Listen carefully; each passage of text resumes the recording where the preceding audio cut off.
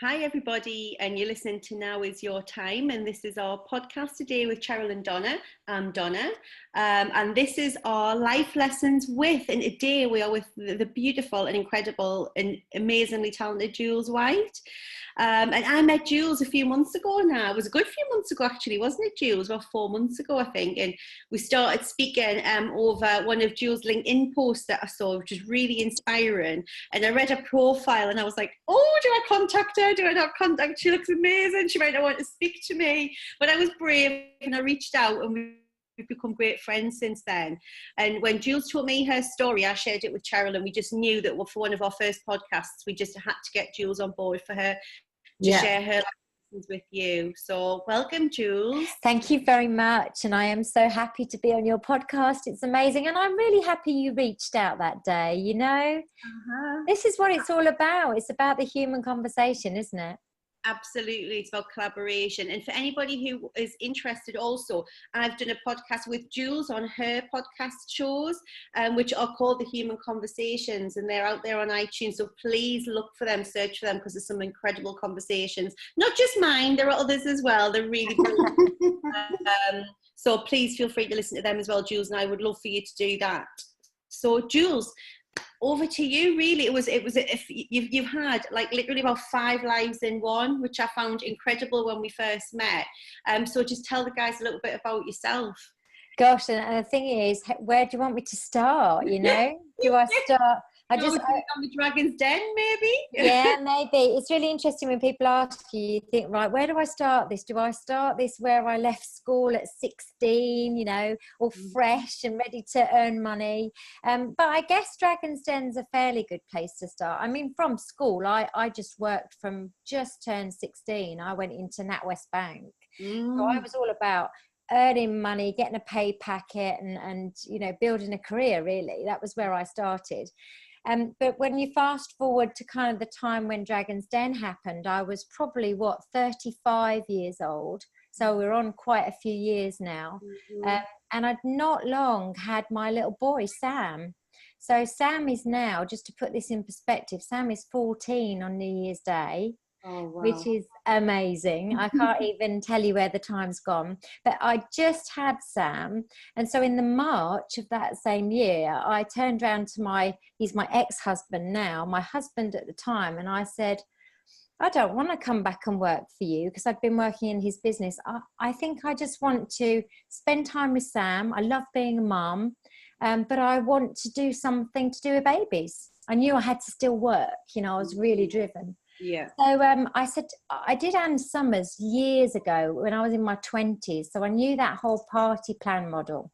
And I thought, I bet there's somebody out there who sells baby products via home parties. Because that just made sense to me. Mums always meeting for coffee and the likes. Yeah. Nobody was doing it. So, of course, what you do when you've got a 3-month-old baby and no one's doing the idea you've just thought about is start a business. Ta-da! So I, in a crazy moment, started this business called Truly Madly Baby. And that was party plans, selling really great mother and baby products that weren't on the high street. I looked for like quirky quality things, and then creating a network of mums just like me who actually still wanted to be mum but wanted to go out and earn some money and have their own business. I thought, oh, this is a great idea. So of course, on from there, I carried on and set it all up in the March. And then by May, I'm sat on my computer one morning in my dressing gown and I see an advert. We're looking for contestants for Dragon's Den.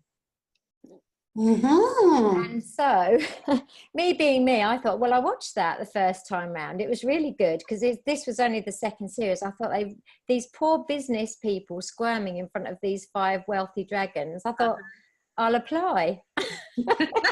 Just like, I'll apply. Yeah, I'll apply. But I think it was more that I actually thought it was a bit of a joke, in all honesty. I never thought I would be contacted. And by 9 o'clock of the morning, I was sat there sort of applying. The BBC were on the phone. And within 2 weeks, I was stood in front of the dragons. Wow. Truly Madly Baby to these 5 wealthy dragons. Wow. And how old was the baby then? So we filmed in the May of the year Sam was born. So he was 5 months old. Wow. So from the initial idea in the March to the May, I'd already recruited 6 ladies to be out doing parties, and they were all over. One was Scotland, one was Cornwall. I thought, oh, this is great because we've got a spread here, and these will all now recruit, because I knew the model. But the other thing to say is that this was pre-Facebook days. This was pre-social media. So where do you go online, you know, to recruit people? And I was in forums like Mumsnet and Net Mums and places like that, just saying, I had a great idea. This is what I'm doing. Do you want to do it? You know, it was so naive when I think back. And yet by the May, I'd got 6 consultants out delivering Truly Madly baby parties. Wow. And the thing is, in the dead, if you ever find the clip, which it's really hard to find, thank goodness, you will see 14 minutes of my 2.5 hour pitch. And I think that's how long it was, 2.5 hours. Yeah, that's the other side of it, is that how long you're actually in there. It's a real long time. And they pick the kind of, not the best bits, but the best TV bits, I guess you could say. But nevertheless, the upshot of Dragon's Den was that I had Theo Paphitis, who was the new dragon on the block, and Peter Jones both pitching to invest in my business, which was just phenomenal. I was really overwhelmed. And I went with Peter on the show, shook hands, got put in the back of a taxi, went home. And not until the September did I hear from them with a contract, which was just not great. My solicitor begged me not to sign, so I didn't. From there, the show was actually shown on the TV in November. So you imagine all this big gap. And I'm having to still organically run this business, not really knowing what I was doing. And November, the show aired, and that evening we had 2,500 emails. Wow. It was like, you know, and it was all sorts from, will you sell my products? Can I work for you? And can I invest in you? Wow. And so obviously from there, I decided, because I'd already said I wouldn't do the deal with Peter, I decided to take on one of these investors. And it was somebody I knew. I'd played hockey with her. She was a mum and she was a financial director. So I kind of thought she was a good bet to take on as a business partner. So again, I'm going to go forward another 3 years, if you're still all right with me talking. I hope everybody's got their cups of tea. You know, I think one of the great things about that experience of the Dragon's Den, though, was your attitude going into it, which I think, had you sweated too long about whether or not to do the business and really overthought it and thought, well, how am I going to, you know, and kind of gone into analysis paralysis, Truly Madly Baby might never have happened. But it was almost like you had the idea, you were home with the Ben anyway, you and Sam. It's just like, boom, let's go and do it, wasn't it? I think that in itself is such a great lesson about don't overthink everything.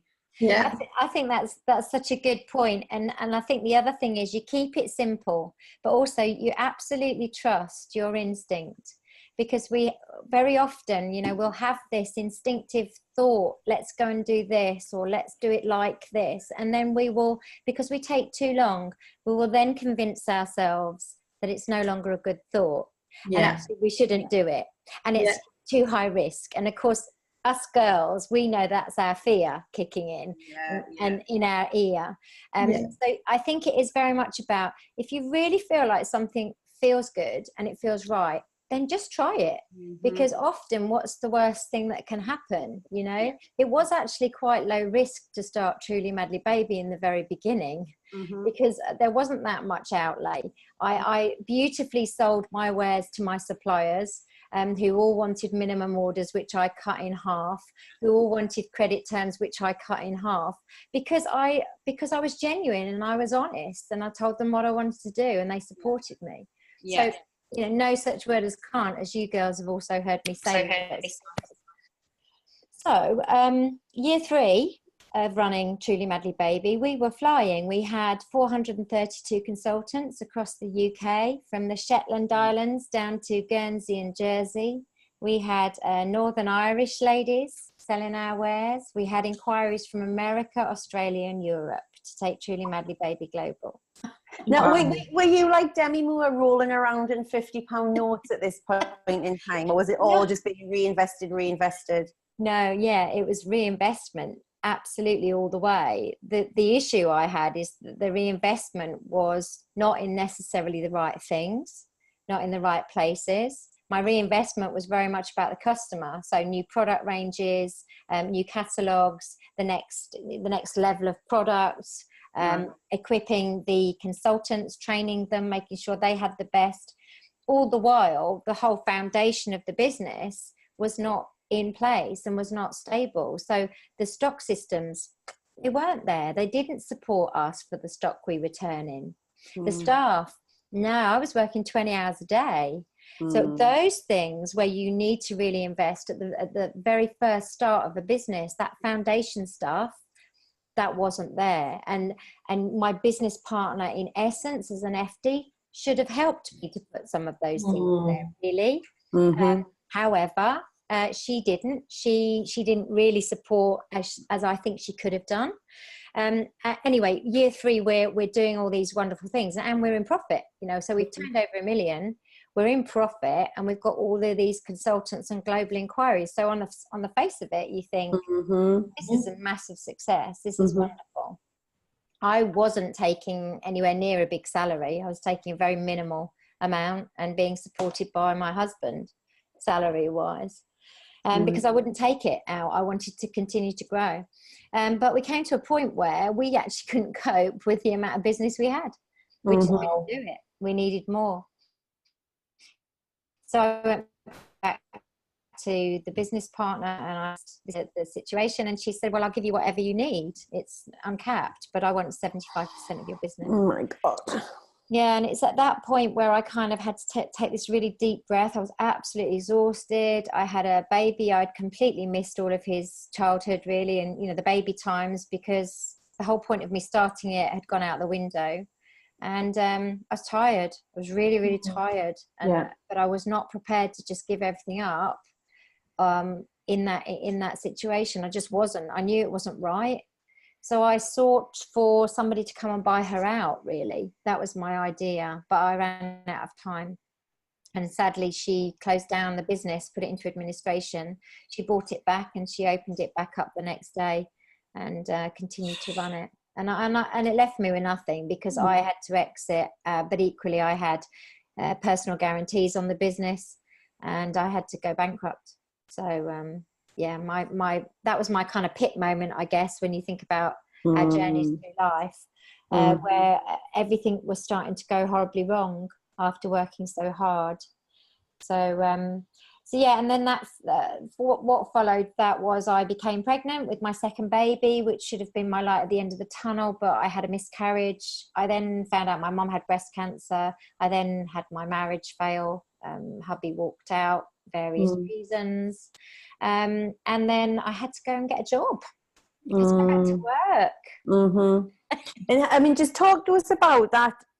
This, like, what's emotionally, physically, mentally, like, where are you at this point in your life then? Because you've worked, I mean, and I can't imagine what it's like handing over something that literally blood, sweat and tears of 20 hours a day has gone into. And like you said, the really crucifying thing is you've done that because you're at home with Sam, to spend more time with Sam. Yeah.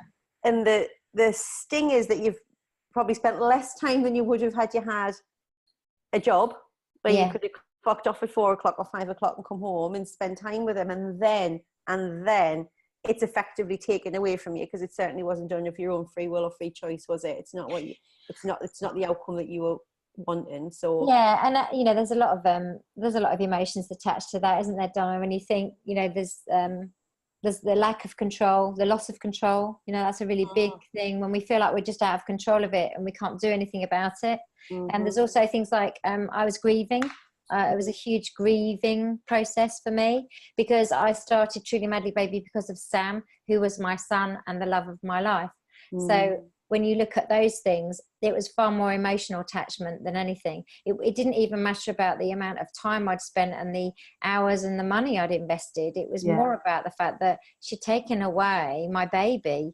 And so there was the grieving process, without a doubt. And then on top of that, losing the baby, losing my mum, losing my marriage, it was just like loss on top of loss on top of loss, which does actually have its a huge impact, more than you Takes realise. its toll. If you're strong, it still just batters away at you. So I think the pit moment for me was I was really in grief. If I had to say one thing to you, it was I was grieving. It was complete loss. But I had a 3-year-old, 4-year-old son, and I had the rest of my life ahead of me, even though I just turned 40, which is a funny old age. The only thing I could think was I had to get back up and go and get a job and start again, which is what I did. What time period was that over between the pit moment and then your miscarriage, your breast cancer, and then your marriage fail? And what time was that over? We lost I lost the business in 2008, about May time, probably. I think it must have been about May. I was pregnant then around August, so lost the baby in September. And in September, Mum was having her lumpectomy for her breast cancer. She actually was still with us then till 2012, but eventually she did pass of cancer. And then my husband left in 2009 in the March. So they were actually quite close together, really. Yeah. And then I got my job in July 2009. Wow. So I went on then and got this job, which I wasn't supposed to get because they didn't want me. I hadn't been in the industry. It was in hospitality in a hotel.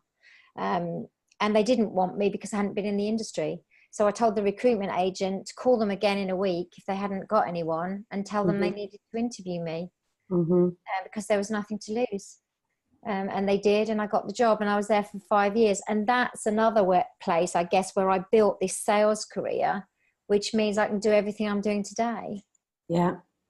And it does all happen for a reason, doesn't it? But I guess just like Cheryl said, in that period in 12 months, going through so much, there must have just been days where you were just like, oh, really? Like you said, had it not been for Sam, you've got to get up, haven't you? You've got to keep going on. And sometimes, and I know, Jules, we've spoken about this before, sometimes I think when you're a strong woman, it actually makes it harder because you're not breaking down and sharing with everybody and getting it off your chest. You just keep taking the blows. And then one day you're like, I feel like I can't take another blow. Like I feel like my head's going to just come off my body.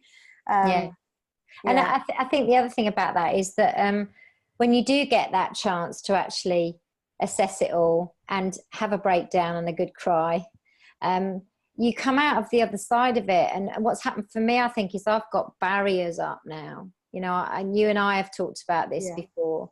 And I think whilst I think inside I have a lot more happiness than I've ever had, I actually like myself a lot more than I ever did. And I've achieved wonderful things.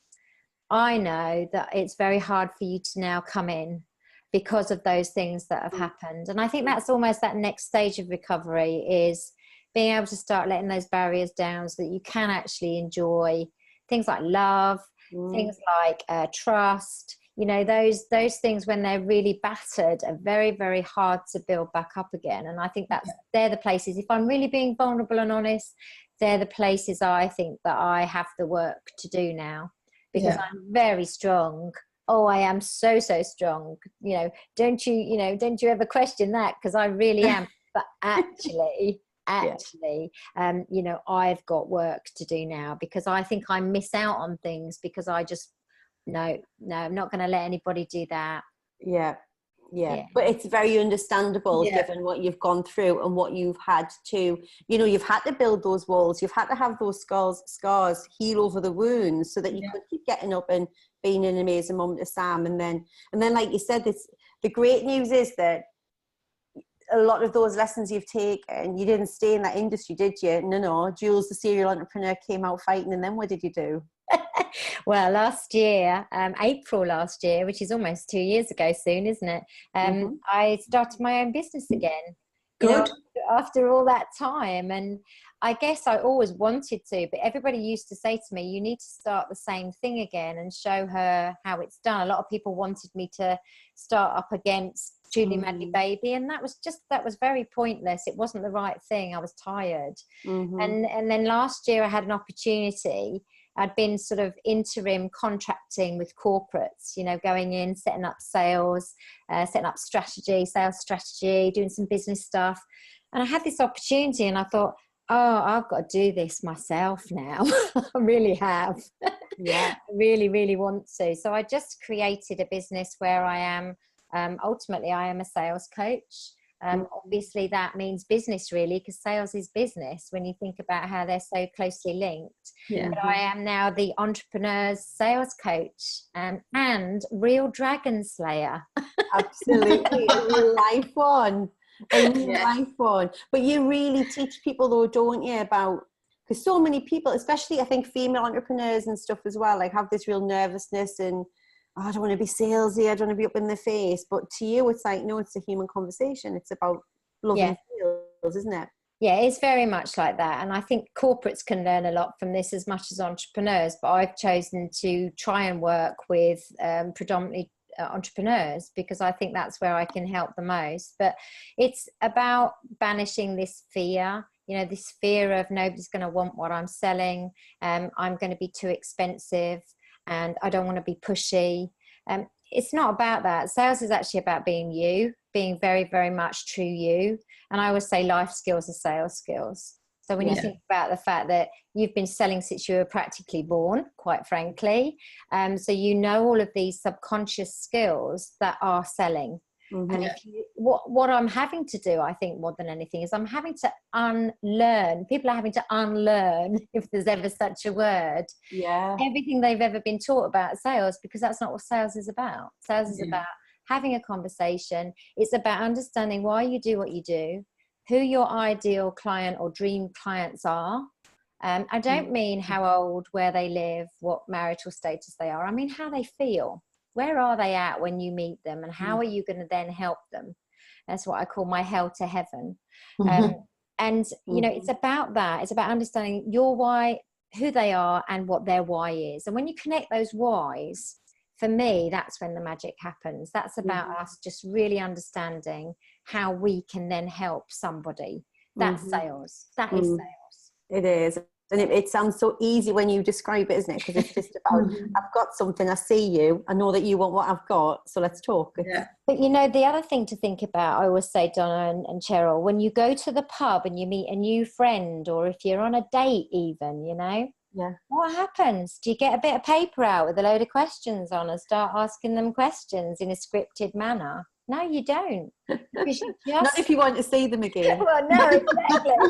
But you subconsciously know exactly how to have a conversation with another human being. And that's just a fact. When we try and put it into this sales scenario, we lose all of that by bringing it into conscious. And then all of a sudden we're thinking about everything we've got to say. What have we got to ask them? We stop listening. We stop asking the right questions. We stop connecting. But like you said, with a conversation, you are listening and really interested in the other person. I find a lot of the times when people are talking about sales, they go very much into their own self, into their own heads of, am I saying the right things? Am I asking the right things? Am I doing, what do I need to ask next? And they're missing the answers and the cues and everything right in front of them, right? Yeah, exactly.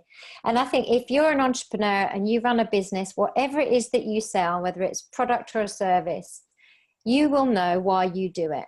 You'll just know why you do it. It'll probably be born from passion. You'll probably have a huge expertise behind it because it's something that you've maybe done for years or something you've just trained to do. You will have that lovely knowledge and you'll have that passion. That's all you need, because as long as you know what you can then offer, the other part is, okay, what does that person need? What are they feeling? And how can I then help them? And it does, when you really simplify it all, you can see the connection. You can then talk about it on their level. So what I can do for you is, not what I do, what I can do for you is. Yeah, absolutely. And you coach people one-to-one, don't you? And you do groups, but then that wasn't enough. No, never enough, is it?